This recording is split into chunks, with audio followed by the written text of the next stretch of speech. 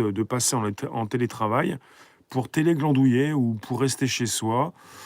Ça leur a fait du bien, mais il y en a aussi qui n'aiment pas le télétravail, hein. Et le télétravail, je vous ai précisé que c'était quand même le début de quelque chose, heu, qui peut tourner court, hein. Ça peut être le début de la fin, ça peut être la fin de voilà, on vous laisse, travailler chez vous. C'est la case avant la suite. Ça peut avoir du bon, mais ça peut pas forcément vous plaire, puisque ça peut être le début de la fin. On a parlé en second sujet d'arrestation préventive. Bienvenue dans Minority Report. Je vous ai parlé de ça par rapport à des directives proposées par le préfet allemand et celui d'avant, monsieur Delpech. Et ce sont des directives qui avaient été proposées euh, en 2019, début de l'année 2019, ça a plus d'un an. Et là, je viens de lire un article qui précise,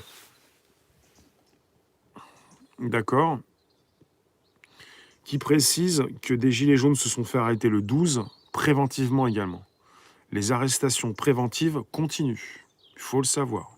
Vous vous faites arrêter parce que vous êtes susceptible, justement, d'aller faire quelque chose par la suite. On vous arrête avant que vous n'ayez commis quelque chose.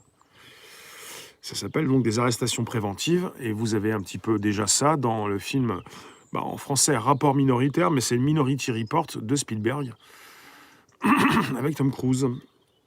J'ai titré La grève du 17 et les masques gratuits.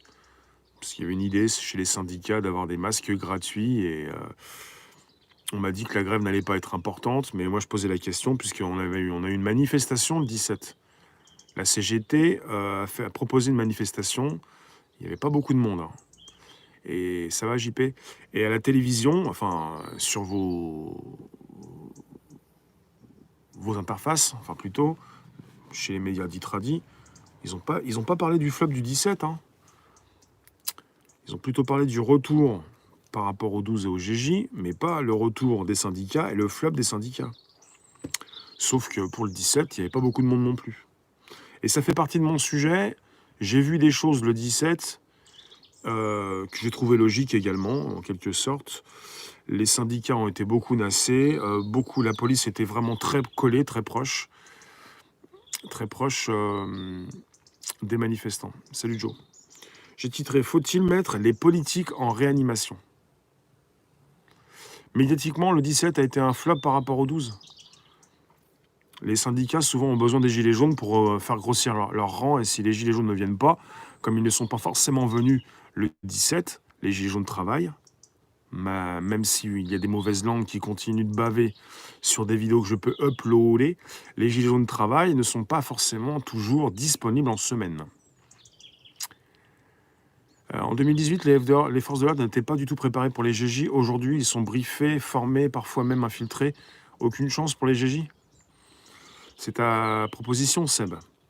Donc, faut-il mettre les politiques en réanimation? Pourquoi j'ai titré ça? Parce qu'on parle de réanimation, d'augmentation donc des personnes en réanimation et de la continuité de la crise, puisque elle est bonne en quelque sorte pour certains.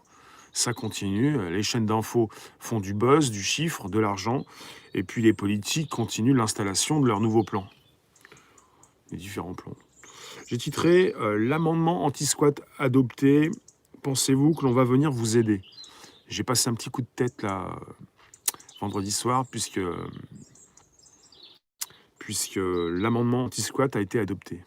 Et puis aussi la loi ASAP pour qu'il puisse passer rapidement différentes choses comme protéger peut-être des secrets de fabrication, pas mal de choses. Il y a pas mal d'amendements qui passent actuellement. C'est important pour le gouvernement de faire passer ces amendements. Et pour la loi, donc l'amendement anti-squat, ça concerne les résidences secondaires qui ne pourront plus être considérées comme secondaires, mais comme domiciles principaux. Oui. Et comme ça, vous avez un préfet, votre préfet, qui pourra en 48 heures mettre dehors les squatteurs. Et puis on s'est posé des questions, vous m'avez demandé est-ce que tu es pour ou tu es contre les squats? Je suis pas pour, mais j'étais pour vous proposer ce sujet pour vous dire que les signes sont là et que ça va pas être beau quand vous allez vous casser la figure. Parce que justement, c'est de plus en plus difficile de survivre si vous êtes dans le mode survival. Vaut mieux pas passer au mode vie, mais c'est compliqué pour beaucoup de ceux surtout qui sont en dessous du seuil de pauvreté. Pelote, bonsoir. Voici les sujets de la semaine passée.